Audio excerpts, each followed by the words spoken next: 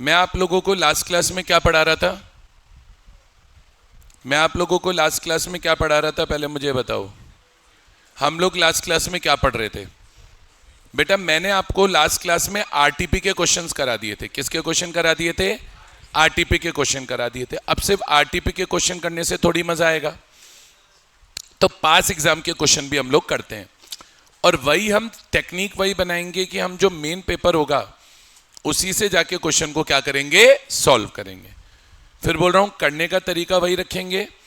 Main paper हम खोलेंगे, जो एग्जाम के अंदर पेपर आया वो हम खोलेंगे और उससे जाके उसका क्वेश्चन को सॉल्व करेंगे। ठीक है, तो आप निकालिए, अपना पेपर निकालिए। सबसे पहले May 24 अटेम्प्ट का पेपर कर रहे हैं। सबसे पहले May 24 अटेम्प्ट का एग्जाम पेपर कर रहे हैं। निकालिए आप जल्दी से May 24 का एग्जाम पेपर। निकाल लिया आपने May 24 का एग्जाम पेपर? जल्दी बोलिए। चलिए आइए उसको सॉल्व करते हैं। अब May 24 के एग्जाम पेपर में कौन से क्वेश्चन आए देखते हैं हम। कौन से चैप्टर के क्वेश्चन करने बेटा? अभी हमें चैप्टर नंबर 3 के क्वेश्चंस करने। ठीक है, चलिए चैप्टर नंबर 2 के हम लोग ऑलरेडी कर चुके हैं, अब हमें चैप्टर नंबर 3 के करने हैं। तो देखिए चैप्टर नंबर 3 का जो पहला क्वेश्चन है वो क्वेश्चन नंबर 1 में ही है। हम कौन से अटेम्प्ट का पेपर कर रहे हैं? May 24 अटेम्प्ट का पेपर कर रहे हैं, पहले ये मत भूलिए। ठीक है, तो May 24 अटेम्प्ट का पेपर आप निकालिए। उसमें पहला क्वेश्चन निकालिए, फर्स्ट क्वेश्चन। अब आप फर्स्ट क्वेश्चन अगर निकालते हैं तो फर्स्ट क्वेश्चन में पढ़िए सी पार्ट। फर्स्ट क्वेश्चन में पढ़िए सी पार्ट। फर्स्ट क्वेश्चन का सी पार्ट क्या बोल रहा है, ध्यान दीजिए। मैं फिर बोल रहा हूं, फर्स्ट क्वेश्चन का सी पार्ट क्या बोल रहा है, ध्यान दीजिए। ध्यान देंगे तो आपको समझ में आएगा कि फर्स्ट क्वेश्चन का सी पार्ट हमसे क्या चाहता है। फिर बोल रहा हूं, ध्यान देंगे तो समझ में आएगा कि फर्स्ट क्वेश्चन का सी पार्ट हमसे क्या चाह रहा है। पढ़ते हैं क्वेश्चन को, देखिए। 1 मिनट दीजिएगा मुझे। ठीक है, आइए अब हम फर्स्ट क्वेश्चन का सी पार्ट ओपन करते हैं और क्वेश्चन को करने की कोशिश करते हैं। यह बोल रहा है mister Z at the time of appointment as an independent director बन रहे हैं। ध्यान रखना है, क्या बन रहे हैं? इंडिपेंडेंट डायरेक्टर बन रहे हैं। किसके इंडिपेंडेंट डायरेक्टर बन रहे हैं? ये इंडिपेंडेंट डायरेक्टर बन रहे हैं ईएफ लिमिटेड के, a listed company. Came to know that companies act 2013 has placed a greater emphasis. उन्हें पता चला कंपनीज एक्ट 2013 ने प्लेस किया हुआ है greater emphasis on the effective implementation and reporting on internal controls for a listed company. He wants to know the responsibilities. वो क्या जानना चाहते हैं? रिस्पॉन्सिबिलिटीज जानना चाहते हैं। वो क्या जानना चाहते हैं? रिस्पॉन्सिबिलिटीज जानना चाहते हैं जो कंपनीज एक्ट में as casted under companies act 13 with regard to internal financial controls for director की रिस्पॉन्सिबिलिटी भी पूछ रहे हैं, इंडिपेंडेंट डायरेक्टर की रिस्पॉन्सिबिलिटी भी पूछ रहे हैं, और ऑडिट कमेटी की रिस्पॉन्सिबिलिटी भी पूछ रहे हैं। किसके रिगार्ड में रिस्पॉन्सिबिलिटी पूछ रहे हैं? इंटरनल फाइनेंशियल कंट्रोल्स के रिगार्ड में, डायरेक्टर्स की, इंडिपेंडेंट डायरेक्टर्स की और ऑडिट कमेटी की, as per section 134, 149 and 177 of companies act 2013। मुझे बताओ ये टॉपिक हमने डायरेक्टली चैप्टर नंबर 3 में पढ़ा है कि नहीं पढ़ा है? तो अगर ये क्वेश्चन पेपर में आएगा, तो इस क्वेश्चन का आंसर हम कौन सा वाला लिखने वाले हैं? आई एम श्योर सबको पता रहेगा। इस क्वेश्चन का कौन सा वाला आंसर लिखने वाले हम लोग? मेरे हिसाब से इंटरनल फाइनेंशियल कंट्रोल्स हमने डिस्कस किए हैं, करे कि नहीं करे? तो निकालो जल्दी से इंटरनल फाइनेंशियल कंट्रोल, जल्दी से निकालो। देखिए ये आपसे पूछ रहा है, देखिए टॉपिक नंबर हमारी बुक में 34 है, regulatory requirement for internal financial controls as per companies act 2013।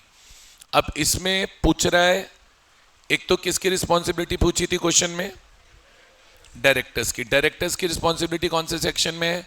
134 के सबसेक्शन 5 के क्लॉज ई में। तो ये हो गया 134 का सबसेक्शन 5 का क्लॉज ई, बीओडी की रिस्पॉन्सिबिलिटी। तो यही लिखा है, in case of listed companies directors responsibility statement shall state that directors had laid down IFC to be followed by the company, such controls are adequate and were operating effectively. अच्छा, और किसकी responsibility पूछ रहा है ये हमसे? और किसकी पूछी है? इंडिपेंडेंट डायरेक्टर्स की। तो इंडिपेंडेंट डायरेक्टर्स की रिस्पॉन्सिबिलिटी आ गई सेक्शन 149 के सबसेक्शन 8 में। तो आपको बताना पड़ेगा the company and independent director shall follow the requirements of schedule 4 which contains code for independent director. The role and function of independent director includes evaluation of integrity of financial information, evaluation of financial controls and risk management system to determine that they are robust and defensible। और एक किसकी responsibility पूछ रहा है? Audit committee की। अब अगर आपसे ऑडिट कमेटी की रिस्पॉन्सिबिलिटी पूछता है, आपसे किसकी रिस्पॉन्सिबिलिटी पूछता है? ऑडिट कमेटी की रिस्पॉन्सिबिलिटी पूछता है, तो आप ऑडिट कमेटी की रिस्पॉन्सिबिलिटीज में क्या बताएंगे? आपसे अगर ऑडिट कमेटी की रिस्पॉन्सिबिलिटी पूछता है तो ऑडिट कमेटी की रिस्पॉन्सिबिलिटीज में क्या बताएंगे? The responsibility of audit committee includes evaluation of internal financial controls and risk management systems. हो गया। हमसे ऑडिटर की रिस्पॉन्सिबिलिटी नहीं पूछी है, क्वेश्चन ने नहीं पूछी है तो जबरदस्ती एक्स्ट्रा लिखने की जरूरत नहीं है। 3 मार्क्स का क्वेश्चन है, 3 लोगों की रिस्पॉन्सिबिलिटी पूछी गई है, तीनों की रिस्पॉन्सिबिलिटी लिखी है, आपके मार्क्स आएंगे, बात खत्म। क्लियर हुआ? आई होप आया होगा सबको ये क्वेश्चन। बोलिए यस और नो। तो ये क्वेश्चन कौन से टाइम में आया था? ठीक है, अब आगे बढ़ते हैं।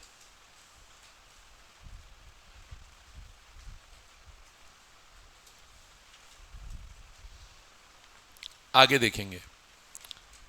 अब जैसे क्वेश्चन नंबर 2 है, क्वेश्चन नंबर 2 के अंदर ये जो ए पार्ट है ये बहुत अच्छा है। ये जो ए पार्ट है ये बहुत अच्छा है। ये कैसे अच्छा है मैं आपको बताता हूं। सर अगर हम इस वाले चैप्टर को पढ़ते हैं, अगर हम इस वाले चैप्टर को पढ़ते हैं तो यहां हमने ऐसे 330 पढ़ा था क्या? एक बार निकालिए, ऐसे 330 कहां था? इस वाले चैप्टर में हमने ऐसे 330 पढ़ा था क्या? निकालो ऐसे 330 कहां था? ऐसे 315 निकाल लो पहले। ऐसे 315 हमने पढ़ा था। अब ऐसे 315 में हमने एक टॉपिक पढ़ा था, ऐसे 315 में हमने एक टॉपिक पढ़ा था, पेज नंबर 31 पे मिलेगा, पेज नंबर 31 पे मिलेगा। निकालिए पहले ये टॉपिक पढ़िए फिर क्वेश्चन करेंगे। ऐसे 315 है, पेज नंबर 31 है। आईसीआई मॉड्यूल में भी अगर आप ढूंढेंगे तो डायरेक्टली ये टॉपिक आपको मिलेगा सेम चैप्टर नंबर 3 में। What is included in risk assessment procedures, या टॉपिक है how will RAP be applied by auditor. Topic है रिस्क असेसमेंट प्रोसीजर में क्या इंक्लूड होता है या ऑडिटर आरएपी कैसे अप्लाई करेगा। तो रिस्क असेसमेंट प्रोसीजर में क्या इंक्लूड होता है? रिस्क असेसमेंट प्रोसीजर में क्या इंक्लूड होता है? उसमें एक था कि आप जाके इंक्वायरी कर लो from management and other persons within the entity who in auditor's judgement में have necessary information likely to assist in identifying risk of material misstatement. मतलब what is included in RAP, ये topic था कि auditor जब audit में जाके RAP लगा रहा है तो उसको आरएपी के अंदर क्या क्या चीजें करनी है। मैं आरएपी लगाऊंगा कैसे? आरएपी क्या होता है? क्लाइंट के बिजनेस की अंडरस्टैंडिंग लेनी होती है और क्लाइंट के बिजनेस की अंडरस्टैंडिंग लेकर फ्रॉड एंड एरर होने के रिस्क को आइडेंटिफाई और असेस करना होता है। यही होता है आरएपी। अब क्वेश्चन ये पूछ रहा है what is included in RAP, मतलब क्वेश्चन तो अभी खैर हमने पढ़ा नहीं है। अच्छा, अब आरएपी में हम क्या कर सकते हैं? इंक्वायरी कर सकते हैं। किससे इंक्वायरी कर सकते हैं आरएपी में? मैनेजमेंट से और other persons within the entity से कर सकते हैं। तो आरएपी हम इंक्वायरी कर सकते हैं। आरएपी में हम क्या कर सकते हैं? इंक्वायरी कर सकते हैं। किससे इंक्वायरी करनी है हमें? मैनेजमेंट से भी कर सकते हो और other persons with in entity से भी कर सकते हो। अब देखो इसके अंदर क्या लिखा हुआ है? इंक्वायरी किससे कर सकते हो? एम्प्लॉइज से। इंक्वायरी कर सकते हो मार्केटिंग या सेल्स पर्सनल से। ठीक है, लिखा हुआ है एग्जाम्पल। एक एग्जाम्पल और लिखाया होगा, देखो मैंने इसमें आपको किससे लिखवाया, देखो inquiry from in house legal counsel. तो अब ऐसा ही एक ये क्वेश्चन आया है, पढ़ो। CAQ is the engagement partner for the audit of, CAQ क्या है? एंगेजमेंट पार्टनर है for the audit of departmental store as a part of, जहां पे रिस्क असेसमेंट प्रोसीजर आ गया ऐसे 315 तो लगना ही है, तो as a part of risk assessment procedure he wants to make inquiries of the management and others within the entity। ये चैप्टर नंबर 3 का क्वेश्चन हो गया हमारे ऑडिट का ऐसे 315 का। हम किससे इंक्वायरी करना चाहते हैं? he wants to make inquiries from management and others within the entity। अब वो बोल रहा है what kind of information, वो पूछ रहा है हमें क्या इंफॉर्मेशन मिल सकती है। वो हमसे क्या पूछ रहा है? क्वेश्चन समझो पूछ क्या रहा है। क्वेश्चन पूछा है what kind of information can auditor get by inquiring from the following. बोले अगर इन लोगों से ऑडिटर क्या करता है? इंक्वायरी करता है, तो बताओ इन लोगों से इंक्वायरी करके कौन सी ऐसी इंफॉर्मेशन है जो एक ऑडिटर को रिसीव हो सकती है। अब किस किस से इंक्वायरी करने को बोल रहा है? ध्यान दो, किस किस से इंक्वायरी करने को बोल रहा है? ध्यान दो। सबसे पहले बेटा वो आपको इंक्वायरी करने के लिए बोल रहा है इंटरनल ऑडिटर से। अब इंटरनल ऑडिटर से इंक्वायरी करके क्या इंफॉर्मेशन मिलेगी? वो ऐसे 610 में चैप्टर नंबर 4 में वैसे तो हम पढ़ेंगे, फिर भी एक बार क्योंकि क्वेश्चन डिस्कस हो रहा है तो थोड़ा सा आंसर डिस्कस करते हैं। एक्चुअली इंटरनल ऑडिट का कॉन्सेप्ट कहां आता है? ऐसे 610 में आता है जो चैप्टर नंबर 4 में आएगा। फिर भी आप क्या बोल सकते हो? बोलो internal audit personal may provide information about, internal audit personnel may provide information about design and operating effectiveness, design and operating effectiveness of internal controls of the entity।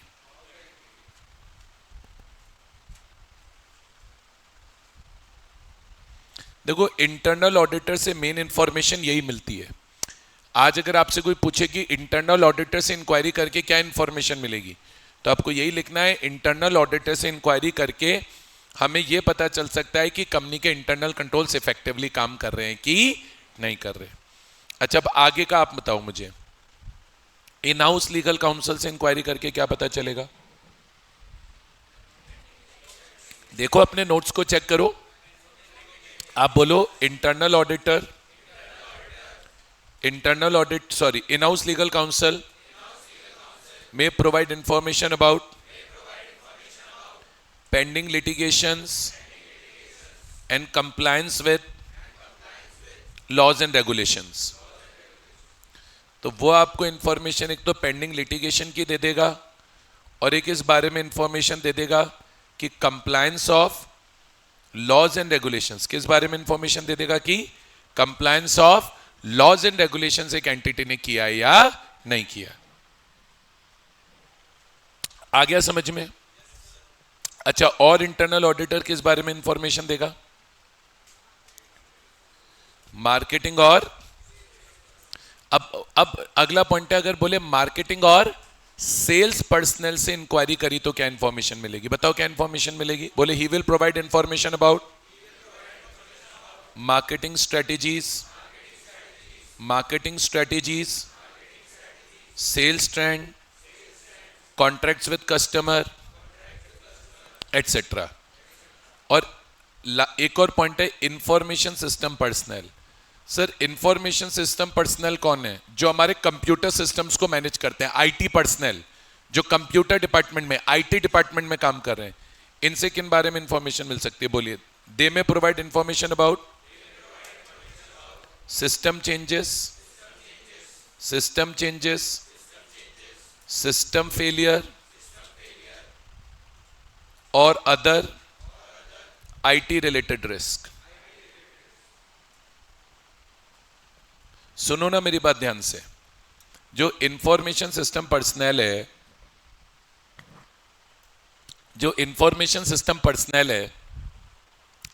वो हमें एक तो इस बारे में इंफॉर्मेशन देगा कि क्या करंट ईयर में कंपनी ने अपने सिस्टम में कोई चेंजेस किए। मान लीजिए करंट ईयर में कंपनी ने अपने कंप्यूटर सिस्टम्स को चेंज किया, कंपनी ने अपने करंट ईयर में कंप्यूटर सिस्टम्स को अपडेट किया, तो उसके बारे में। एक सिस्टम फेलियर है कि कहीं पे हमारे इंटरनल कंट्रोल्स ठीक से काम नहीं कर रहे, इंटरनल कंट्रोल्स फेल हो गए, इंटरनल कंट्रोल्स ने अपने डिजायर ऑब्जेक्टिव्स को अचीव नहीं किया, इंटरनल कंट्रोल्स को जैसे काम करना चाहिए था वो नहीं किया, तो वो। प्लस कोई भी आईटी रिलेटेड रिस्क, कोई भी कौन सा बेटा, आईटी रिलेटेड रिस्क अगर एक कंपनी फेस करी। अब आईटी रिलेटेड रिस्क बहुत सारे होते हैं, हमने पढ़ा है।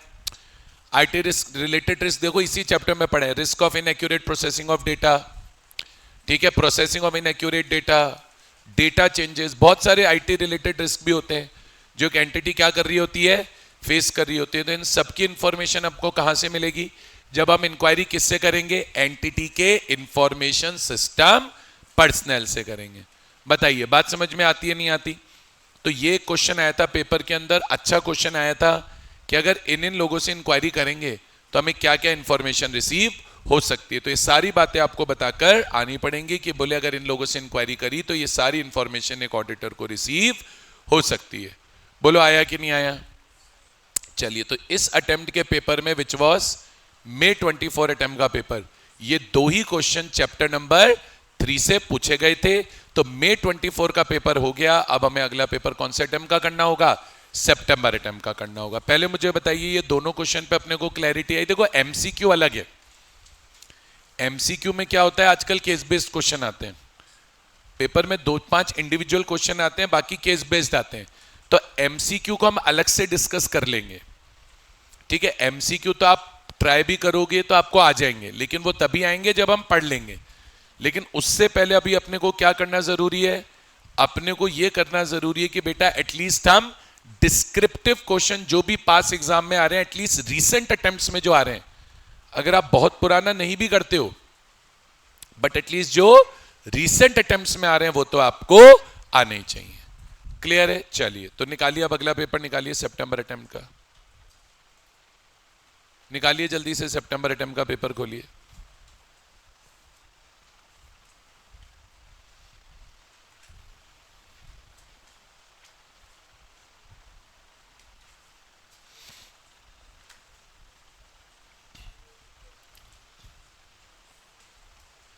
बात मत कीजिए, सितंबर 2024 का पेपर हमें निकालना है, सितंबर 2024 का पेपर अपने को निकालना है। ये भी अच्छा पेपर आया हुआ है, ये भी अच्छा पेपर आया हुआ, हम लोग करेंगे तब हमें आएगा।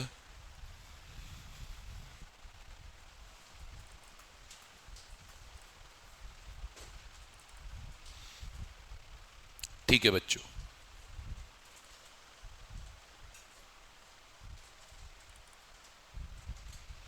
आइए। तो अब ये कौन से अटेम्प्ट का पेपर आ गया बेटा, ये आ गया बेटा सितंबर 2024 अटेम्प्ट का paper.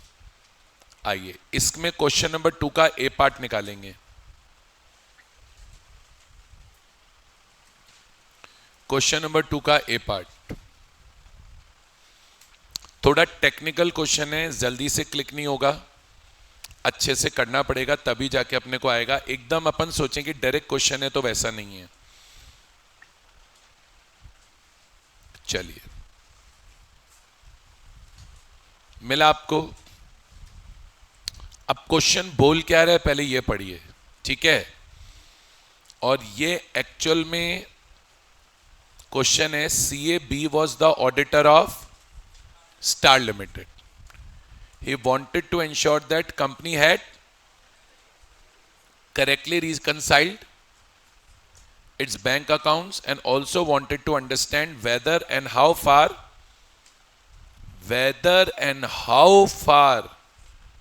internal control was operating in the company. Target है इंटरनल कंट्रोल्स को चेक करना, whether and how far internal control system was operating in entity. Basically they are talking about test of controls. क्या देखने की बात हो रही है कि कंपनी के जो इंटरनल कंट्रोल्स थे वो ठीक से ऑपरेट कर रहे थे या नहीं कर रहे थे। अब वो पूछ रहा है what kind of test of controls was CAB performing? What do you mean by what type of test of controls CAB is performing? इससे क्या मतलब है? क्वेश्चन पूछ रहा है what kind of test of controls was CAB was performing? What are the other procedures that can be applied while undertaking test of controls? अब देखो question में दो तीन बातें पूछ रहा है, क्वेश्चन में दो तीन बातें पूछ रहा है. एक तो पूछ रहा है what are the other procedures that can be applied while undertaking test of control. बोले टेस्ट ऑफ कंट्रोल्स को चेक करते हुए क्या क्या प्रोसीजर्स आप लगा सकते हो, क्या क्या चीजें आप कर सकते हो. तो पूछा what are the other procedures that can be applied while undertaking test of controls. और एक और पूछ रहा है वेदर, पूछ रहा है what kind of test of control was CAB performing. CAB कौन सा टेस्ट ऑफ कंट्रोल परफॉर्म कर रहा था. अब ये क्वेश्चन क्या है, डायरेक्टली नहीं होता है, ये क्वेश्चन डायरेक्टली नहीं होता है, आप इसको डायरेक्टली कर ही नहीं सकते हैं. ठीक है, तो अब मेरी बात सुनना, यहां पे सबसे पहले तो अपना जो आंसर करना है वो ऐसे 330 से करना है. सबसे पहले जो अपने को आंसर करना है वो 330 से करना है. मैं आपको बताता हूं ऐसे 330 का कौन सा पार्ट है जो इस क्वेश्चन के आंसर में अपने को लिखना है. पेज नंबर 50 निकालना है और उसमें ऐसे 330 निकालना है. Auditors responses to assess risk. देखो बड़ा इजीली मार्क्स स्कोर कर सकते हैं, भाई इजीली मार्क्स स्कोर कर सकते हैं. क्वेश्चन ने पूछा what kind of controls was CAB performing, what are the other procedures that can be applied while undertaking test of controls. पूरा ये वाला आंसर एक्सप्लेन होगा. सर क्वेश्चन पूछ क्या रहा है, पढ़ रहे हो, what kind of test of control CAB was performing. एक बार इस पार्ट को छोड़ दो, है ना, इसको छोड़ दो. एक और पार्ट क्या है, what are the other procedures that can be applied. तो ये पूरा एक्सप्लेन करो कि बोले ऑडिटर जब इंटरनल कंट्रोल्स की चेकिंग करता है तो ये चेक करता है how the controls were applied, the consistency with which they were applied, by whom they were applied. फिर बोल रहा है अदर प्रोसीजर. तो ये सारी बातें बताओ कि सिर्फ इंक्वायरी सफिशिएंट नहीं होती है, इंक्वायरी को इन कॉम्बिनेशन विद इंस्पेक्शन और रीपरफॉर्मेंस लगाया जाना चाहिए. इंक्वायरी अगर इन कॉम्बिनेशन विद रीपरफॉर्मेंस और इंस्पेक्शन लगाई जाएगी तो ज्यादा अश्योरेंस प्रोवाइड करेगी when compare to applying inquiry in combination with observation. तो ये वाला पार्ट आएगा. तो इसमें तो बेसिकली आपको एक्सप्लेन करना है, इसमें तो बेसिकली आपको एक्सप्लेन करना है nature and extent of test of controls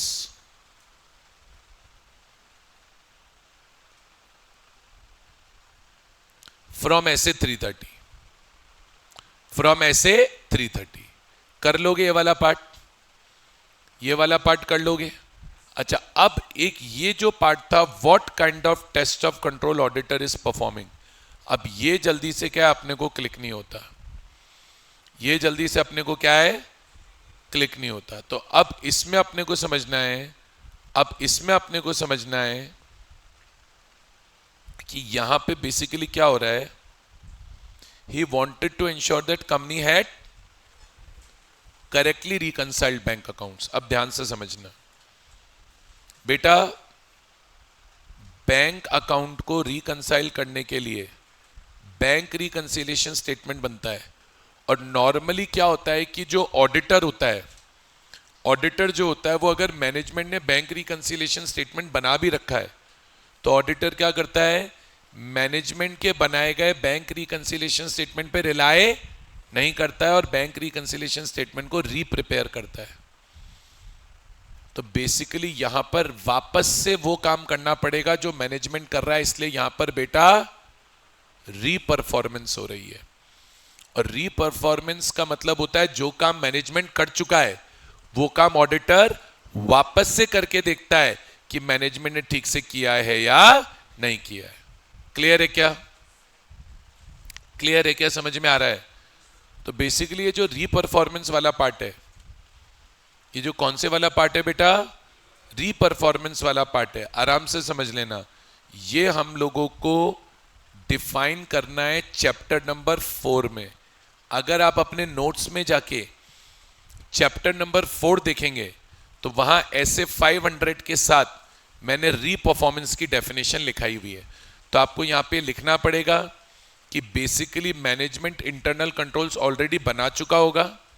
क्या लिखना पड़ेगा कि basically management internal controls already बना चुका होगा। अब ऑडिटर वापस से इंटरनल कंट्रोल्स बना के ये चेक कर रहा है कि मैनेजमेंट ने जो इंटरनल कंट्रोल्स बनाए हैं वो ठीक से बनाए हैं या नहीं बनाए हैं।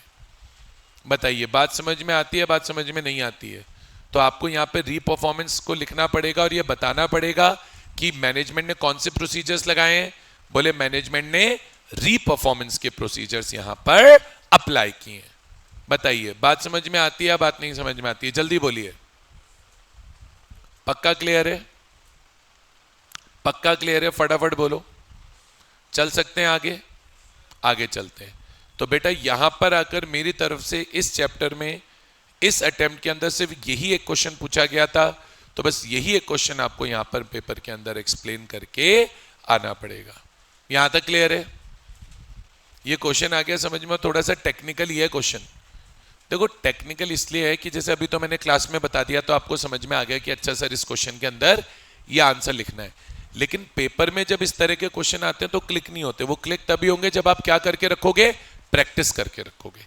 मतलब आपको ये जो मेरी क्वेश्चन सॉल्विंग वाली क्लासेस हैं ये इतनी बार देख लेनी चाहिए कि एक पॉइंट तो ऐसा आ जाए कि एटलीस्ट ऐसा कोई मिलता जुलता क्वेश्चन आ जाए तो वो तो हमें रट जाए कि भाई साहब इसमें तो यही करना है। क्लियर हुआ? चलिए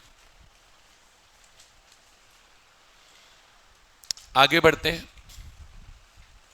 अगले अटेम्प्ट का पेपर निकालेंगे बच्चों। अब अपने को पेपर निकालना है बेटा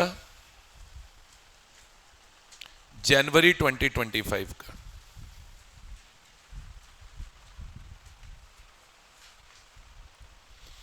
निकालिए, जनवरी 2025 का पेपर निकालिए।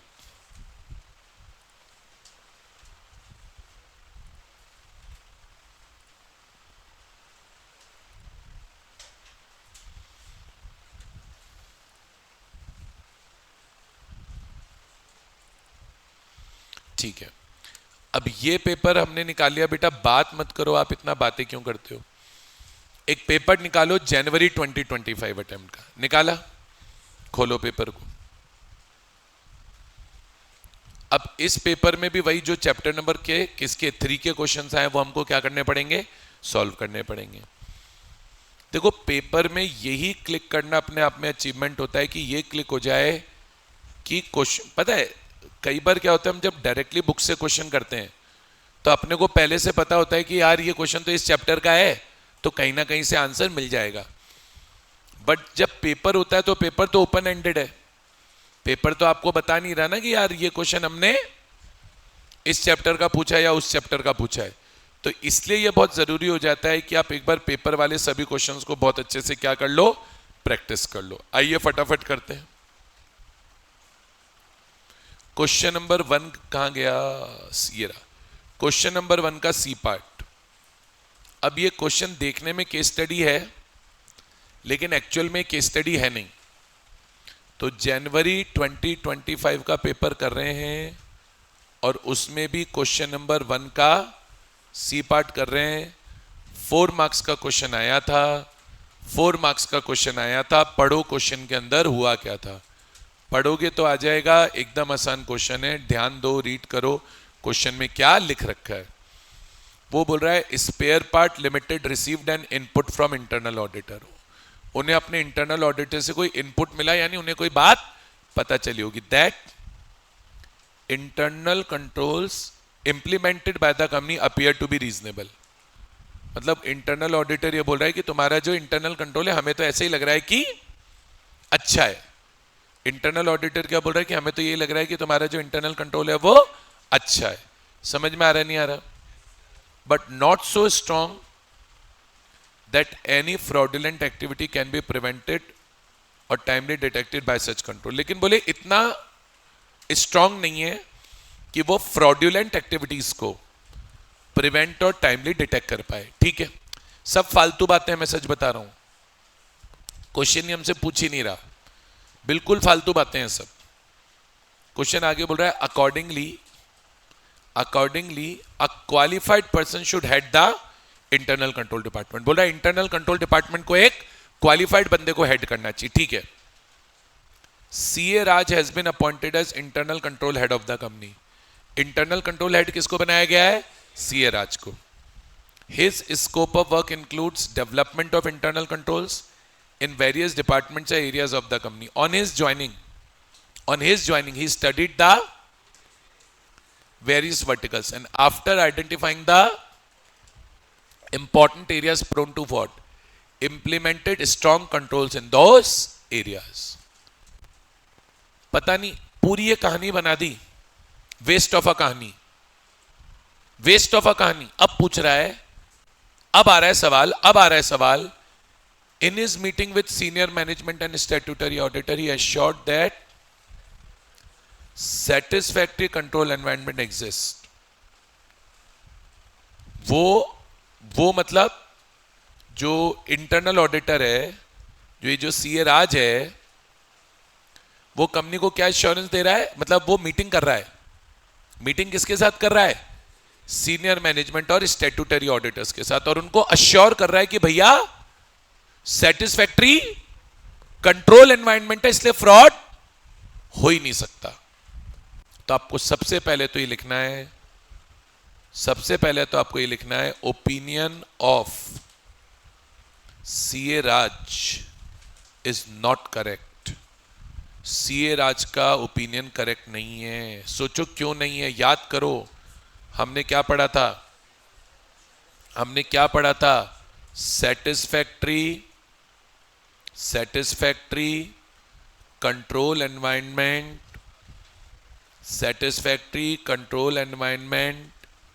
is not an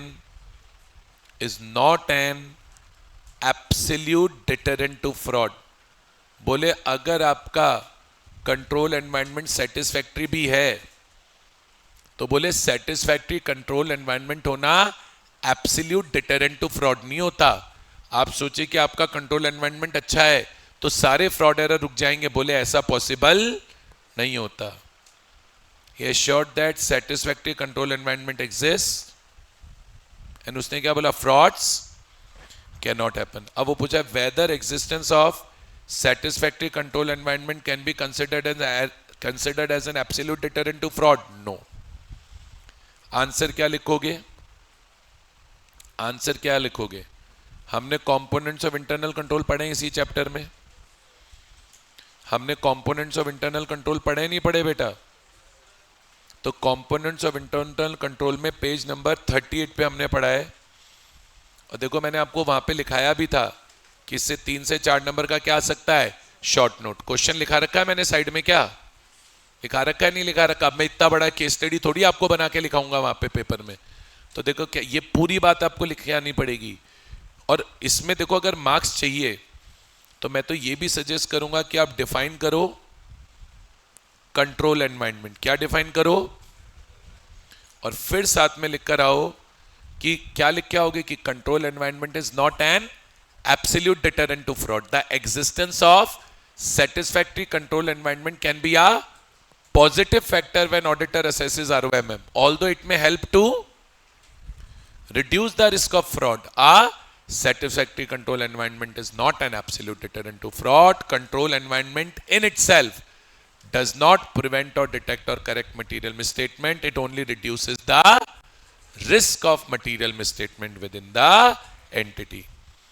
क्लियर है? ये पूरा पार्ट आपको इसको यहां पर आंसर में लिखकर आना पड़ेगा। करके आ पाओगे? तो डेफिनेशन ऑफ कंट्रोल एनवायरनमेंट लिख के आओ, साथ में ये लिख के आओ कि ये जो ओपिनियन है सीए राज का वो करेक्ट नहीं है, और उसका रीजन यही है कि control environment is not an absolute deterrent to fraud. अगर ये सारी बातें आप मोटे मोटे तौर पर लिखकर आ जाते हो तो मुझे ऐसा लगता है कि एकदम आराम से इसमें 4 नंबर लाए जा सकते हैं। क्लियर है? क्लियर है? चल एक क्वेश्चन और है इस पेपर में, पहले मुझे बताइए यहां तक क्लियर है? अब एक क्वेश्चन नंबर 2 का सी पार्ट करेंगे इसी पेपर का। ये वाला आ गया, ये वाला आ गया। आइए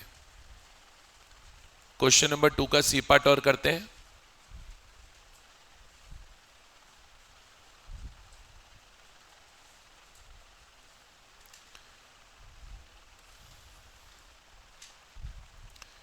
निकाला आपने क्वेश्चन नंबर 2 का सी पार्ट।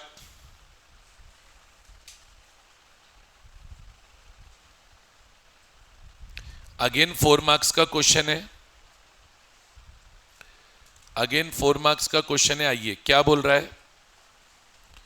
क्वेश्चन नंबर 2 का सी पार्ट चैप्टर 3 का ही क्वेश्चन है।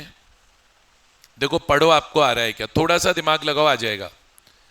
FRP associate are the statutory auditors of paint private limited. Company is into the business of trading. Company का किसका बिजनेस है, ट्रेडिंग का। And has operations across India, और उसका business all over India फैला हुआ है। CAM partner in charge of the audit is carrying out the audit procedures with his audit team. He entrusted CA Ravi, one of the team members, the task of obtaining various audit evidences connected with the audit and submit the same to the engagement partner for finalizing the audit report. Sir अब ये कहानी बिल्कुल फालतू है, अगर आप question की last line पढ़ो और दिमाग से करो। पहले क्या बोल रहा है, एफआरपी एंड एसोसिएट है, पेंट प्राइवेट लिमिटेड की ऑडिट कर रहे हैं, ट्रेडिंग का बिजनेस है। CAM पार्टनर है फर्म का जो ऑडिट का इंचार्ज है। उसने CA रवि जो कि one of the team member है, उसको जिम्मेदारी दी है क्या लेने की, एविडेंसेस लेने की। अब वो पूछ रहा है how can CAM ensure that, CAM ये कैसे इंश्योर करे that evidences collected by CA Ravi. CAM audit कर रहा है, ये एंगेजमेंट पार्टनर है, फर्म के बिहाफ पे ऑडिट ये कर रहा है, इसकी टीम में CA रवि है। अब क्वेश्चन पूछ रहा है CAM कैसे इंश्योर करे that evidences collected by CA Ravi during the audit will be sufficient for the purpose of audit और नॉट। ये पूछ रहा है ये कैसे इंश्योर करें कि एविडेंस सफिशिएंट है या नहीं है। बताओ कैसे इंश्योर करेंगे कि एविडेंस सफिशिएंट है कि नहीं है। क्या आंसर लिख सकते हैं इसमें। इसमें अपने को टॉपिक लिखना पड़ेगा, पूरा सफिशिएंसी पेपर में एक्सप्लेन करके आओगे, मीनिंग, और साथ में आपको लिखने पड़ेंगे factors affecting sufficiency.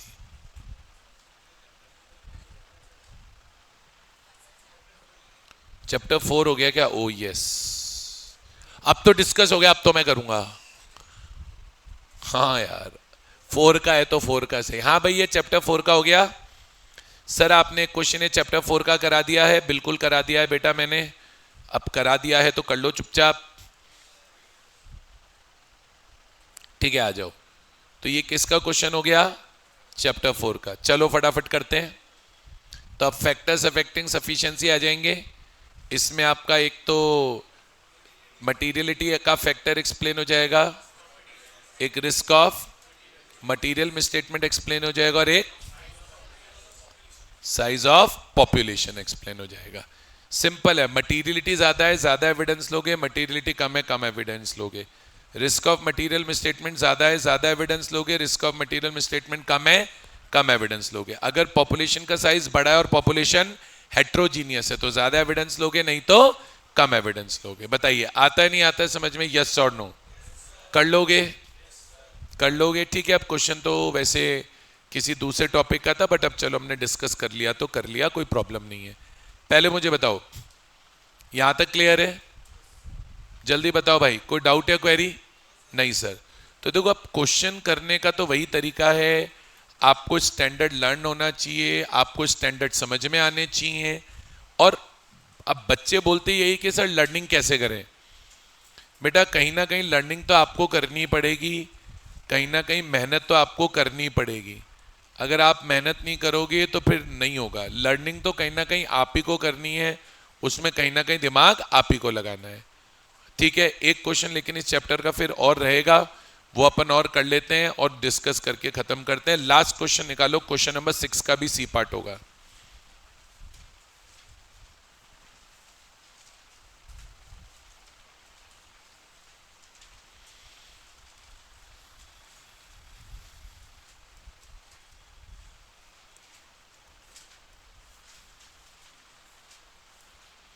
Question number 6 का सी का और पार्ट है।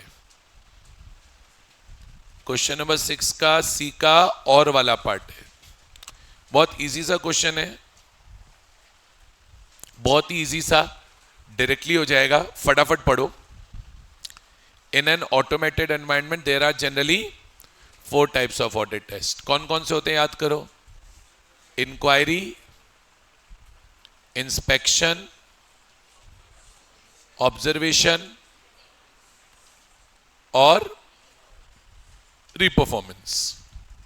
बोले ऑटोमेटेड एनवायरनमेंट में नॉर्मली 4 टाइप के ऑडिट टेस्ट होते हैं। As a senior auditor it is crucial your to guide your team in selecting the appropriate audit test based on the situation. तो कैसे सेलेक्ट करते थे appropriate audit test? Automated environment में appropriate audit test कैसे select करते थे? तो मैंने आपको बताया था, एक छोटा सा डायग्राम भी मैंने यहां पे आपको बताया था कि अगर हम बात करेंगे इफेक्टिवनेस की तो वो इंक्वायरी में लोएस्ट है लेकिन एफिशिएंसी हाईएस्ट है। अगर अपन बात करेंगे रीपरफॉर्मेंस की तो रीपरफॉर्मेंस में इफेक्टिवनेस हाईएस्ट है लेकिन एफिशिएंसी लोएस्ट है। तो आईसीए का सजेशन तो है auditor should apply inquiry in combination with inspection, लेकिन अल्टीमेटली लॉ ये बोलता है कि आपका जजमेंट है, ये सारे फैक्टर्स हैं जिनको देखकर आपको डिसाइड करना है कि सूटेबल प्रोसीजर क्या है। बोले it is a matter of your professional judgement. बाकी कौन सा प्रोसीजर सूटेबल रहेगा वो रिस्क पे डिपेंड करता है, कंट्रोल एनवायरनमेंट पे डिपेंड करता है, डिजायर्ड लेवल ऑफ अश्योरेंस पे डिपेंड करता है और कॉम्प्लेक्सिटी ऑफ बिजनेस पे डिपेंड करता है। तो क्वेश्चन पूछ रहा है explain the types of audit test commonly used in automated environment. तो ये 4 नाम आप लिख दोगे। Provide insights on how to determine which and when and which test to apply, emphasizing the role of professional judgment in making these decisions। तो ये वाली पूरी लाइन मतलब बेसिकली ये पूरा टॉपिक इसमें आपको क्या करना पड़ेगा? एक्सप्लेन करना पड़ेगा। एंड आपको फुल 4 में से 4 मार्क्स आएंगे, नहीं कटेंगे। सजेस्टेड आंसर में भी इसके अलावा एक शब्द आपको लिखा हुआ नहीं मिलेगा। क्लियर हुआ?